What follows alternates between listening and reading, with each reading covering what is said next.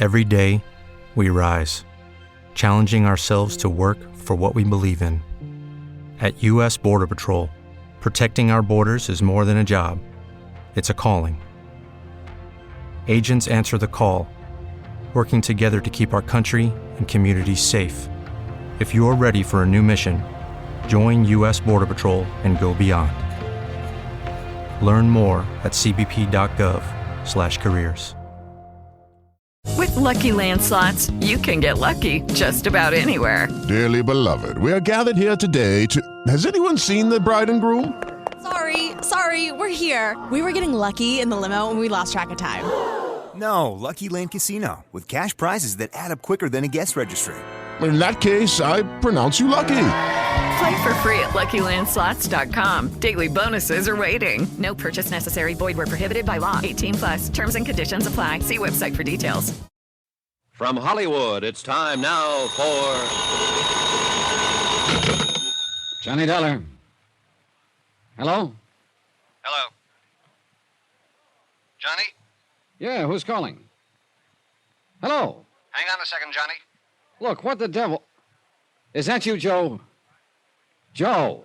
Sorry to keep you waiting, Johnny. I was trying to get all the dope on another phone. What dope? And how did you sober up so fast? There's a big story breaking, boy, and lush or not, I'm still a reporter. Then go somewhere and report. I'm going to bed. You want to bet? Now, look, Joe. Nobody sleeps in Greensport, Johnny. It's a wide-open town. Racket, shootings, a murdered police chief with a lovely widow. Sure, fine. So what's the big story? A fire, boy. House burning down. Flames 50 feet high. 3 alarms. Put your clothes on and let's get going. You get going. The only big story I'll be interested in is when Marty Blake is charged with murder. Johnny, that's where the fire is. At Marty Blake's.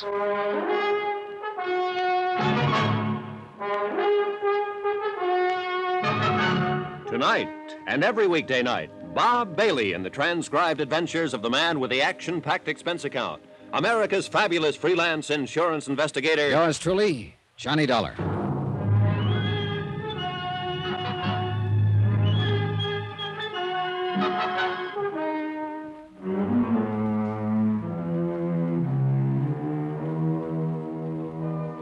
From Special Investigator Johnny Dollar, location Greensport, Missouri. To the Home Office, Great Plains Guarantee Company, Hartford, Connecticut. Assignment, the Open Town Matter. Expense account continued. Item 10, $1.50 for a breakneck taxi ride to Marty Blake's home. Its location marked against the night sky by a pillar of flame visible for a mile. The fire didn't make sense, so it fit in nicely with the rest of the case. None of it made sense. Police Chief Ed Blake, Marty's middle-aged husband of 8 months, had been shot to death in his own home with his own gun. And less than 24 hours later, Marty had filed claim on his $50,000 life insurance policy. She didn't love him and admitted it. Good case. Except for one thing. The city attorney himself was present at the time of the shooting and backed up Marty's story of a mysterious prowler, supposedly ex-convict Shorty Wells. But Shorty was missing, and the whole thing was just a little too convenient, too pat, especially in a wide-open town.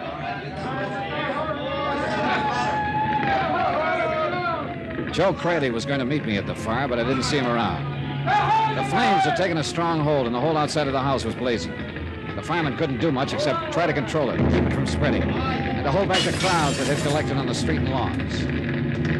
Well, how do you figure this one, Mr. Dollar? Among others present was City Attorney Dave Sherman. Well, you wanted to get things stirred up. Well, they seem to be stirred, all right. Were you here when this happened, Mr. Sherman? No, this time I'm not a witness for the defense. I arrived after the fire engine. Yeah? What about Marty? She's all right. She got out before it really caught. She's sitting over there in my car. Then she was here when it started. Yeah. Alone? Well, so it seems. But there was a police officer on guard earlier. I thought you meant alone in the house. Yeah, he was out here in front. First thing he knew, flames were breaking out of the windows, and then Marty came running out of the house. No one had arrived or left? Well, not that he saw. Well, you're still trying to tag her, huh? Oh, I'm trying to tag whoever is guilty. She figures, that's all. Not on the shooting. No, not with the alibi you've given her. Mr. Dollar, look. She was standing 10 feet away from me in the second-floor hall when Ed Blake was shot to death in the dark downstairs. Now, that is not an alibi. It is a fact. Oh, yeah, sure, I know. Unless, of course, I'm lying. All right, are you? Why? For old time's sake, maybe. You were in love with her once, Mr. Sherman. Oh, I could name 24 guys around this town who were. Once. Yeah. Shorty Wells, for instance. That's right. That's why Shorty threatened to kill Blake when Blake sent him to prison. He claimed he was being framed out of the way to give Blake a clear field. Go on. Well, Shorty's a hoodlum. He was guilty as charged, all right? But Blake was in on the rackets, wasn't he? Well, it would seem that way. Then there's also Joe Crayley. Marty was his girl at one time, wasn't she? That's when he started drinking, when she threw him over. Why did she throw him over? For the usual reason. Somebody knew. Who? Well, me, I thought. Took me 3 months to find out that I was running interference for Shorty Wells. All right, so Joe Crayley took to drink. What did you take to, Mr. Sherman? Law enforcement. I set out to break the rackets in this town and get rid of hoodlums like Shorty Wells and all the rest of them. Yeah, but the rackets are still here. And I'm still trying, Dollar. Now, look, I want to get one thing very straight. What? Ed Blake's killing. It happened just exactly the way I told you. That story is true. Marty didn't do it. Maybe not. But she's in it some way. She's bound to be.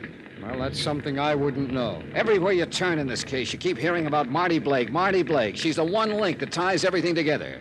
Well, maybe. That fire there. What's the story on that? Well, why don't you ask her? I left him standing there, staring into the fire. Staring into his own past, maybe.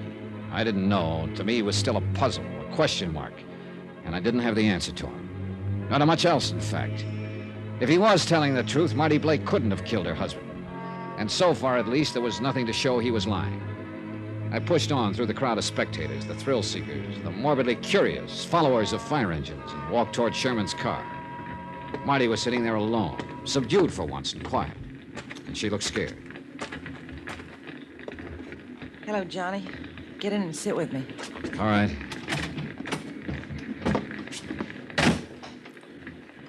Just look at it. Isn't it terrible? Yeah, it is. It'd be worse if you were in it. Well, I was when it started. Just how did it start? I don't know. I think you were right, Johnny, about that shooting in front of the city hall. Oh? I think it was me they were after, not you. Now they've tried again. Possible. There's no other reason for burning down my home. Who do you mean by they, Marty? Who? I don't know. Whoever killed Ed, I guess. If you know, you'd better tell me while you still can. If somebody is out to get you, if that's what's behind all this, then they obviously mean business. I don't know, Johnny. I told you that. Well, how about a guess, then? Well, maybe Shorty Wells. I don't know. Why? Why? The man he threatened is already dead. Why would he go after you? Maybe to get even. He told me he hated me when I broke off with him. It's just the kind of thing he'd think of doing. Or didn't you know he was in love with me once? Oh, I know. I'm asking you, how did the fire start? I don't know, really. After you left this evening, I lay down on the sofa. I've been drinking, as you know, and I guess I just, went to sleep anyway. No one else had been there after I left? No. Anyway, I woke up with smoke all around and flames and all. It was terrible, Johnny. I was just lucky I got out alive. You always were lucky, Marty. Joe, what are you doing here? How about it, Johnny? Are you glad I phoned or not? Oh, yeah, sure. Wouldn't have missed it for a million. Has she confessed yet? We can run a new headline on the extra if she has. I can do without any remarks from you, Joe. Sure you can, baby. You're doing fine, just as you are. Get away from here and leave me alone. Can't do it, baby. I'm assigned to cover the fire. Gotta get all the angles. Human interest. That's you, baby. You are human, aren't you? You stupid fool. Financial angles, too. Got one there you might be interested in, Johnny. Did you know the house is heavily insured against fire? Yes, I know, Joe. I checked through the company report before I left the hotel. Oh, what of it? What if it is? Most houses are insured against fire, aren't they? Sure they are, especially by prudent people like you. People who think of everything. Oh, take it easy, Joe. Get him away from here, Johnny. Only you didn't think of everything, baby. What? It's too bad your car wasn't in the garage instead of sitting out in the driveway. Then all your assets would have been converted into cash. Nice, green, bloody cash. Get away from here. Get away and leave me alone. Why, baby? You can afford me now. You couldn't a couple of years ago. That's why you're tied up with all the other... What the devil? They came from the house. Well, there couldn't be... Ammunition, maybe. Yeah, your husband must have kept boxes of cartridges around the house. Look. There by the cellar door. Somebody's staggering up out of the basement. Johnny, look. He's got a gun in his hand. It can't be. He's fallen down on the ground. Come on, Joe. Yep. Oh, man. When the dam breaks, everything goes. How could anybody come out of that thing alive? We Greens porters are tough cookies, Johnny. Been lucky, apparently. He's passed out cold. Another minute and he wouldn't have made it. His clothes are smoldering there. Yeah. Let's turn him over and get that coat off. Right. Easy now. All right. Oh, good Lord. What's the matter? This is the boy everybody in town has been looking for. Shorty Wells. Room 604. Greensport City Hospital. Time midnight.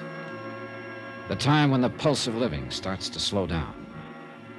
The beginning of the quiet time, when the city sleeps and the nurses and interns walk even more softly. When a ticking clock becomes a drumbeat in the ears of restless patients. The time of crises, when battles for life are fought in silence and won or lost. A battle like that was being fought in 604, witnessed at the moment by myself and City Attorney Dave Sherman.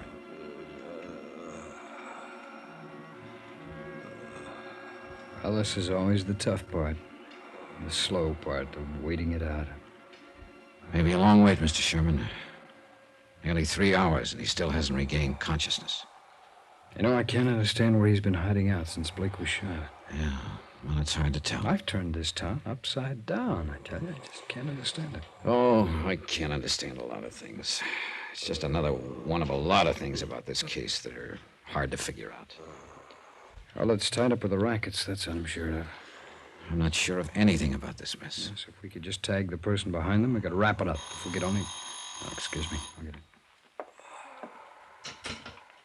Dave Sherman speaking. Oh, yes, Mayor. Oh, Dr. Morton says he may hang on for a day or two, but as far as pulling through it, he hasn't got much chance. Oh, he hasn't been conscious at all yet. Yes, I'll keep in touch. I'll let you know the minute there's an... All right, Mayor. Good night. Mayor Lyons, huh?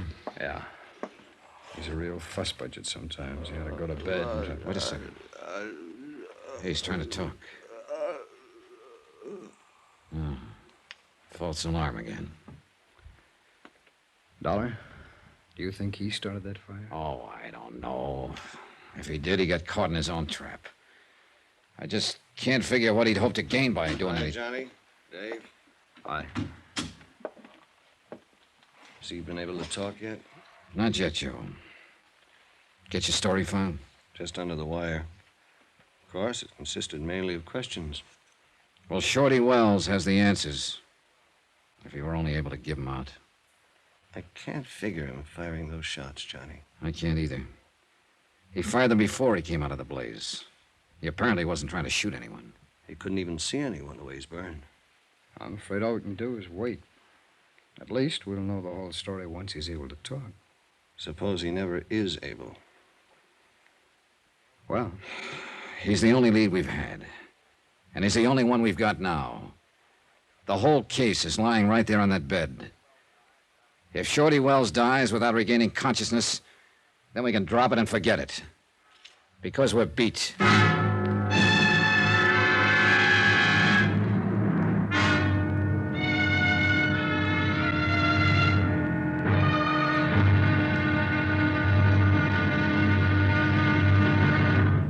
Now, here's our star to tell you about the final episode of this week's story. Tomorrow, death strikes again, lashes out violently, and mistakes its target.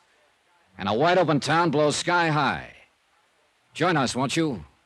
Yours truly, Johnny Dollar.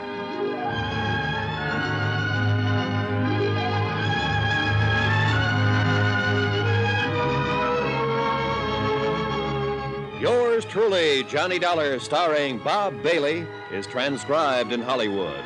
Written by Les Crutchfield, it is produced and directed by Jack Johnstone. Be sure to join us tomorrow night, same time and station, for the next exciting episode of Yours truly, Johnny Dollar. Roy Rowan speaking.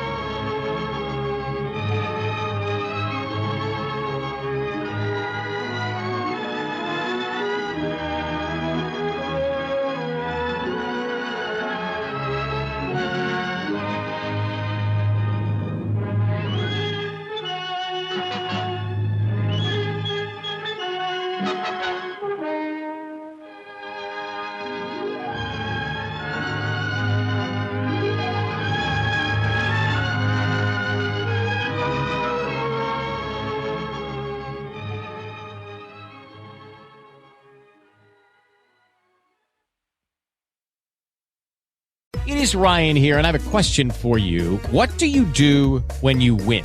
Like, are you a fist pumper, a woohooer, a hand clapper, a high fiver? I kind of like the high five, but if you want to hone in on those winning moves, check out Chumba Casino. At ChumbaCasino.com, choose from hundreds of social casino-style games for your chance to redeem serious cash prizes. There are new game releases weekly, plus free daily bonuses. So don't wait. Start having the most fun ever at ChumbaCasino.com. No purchase necessary. VGW Group. Void where prohibited by law. See terms and conditions. 18+.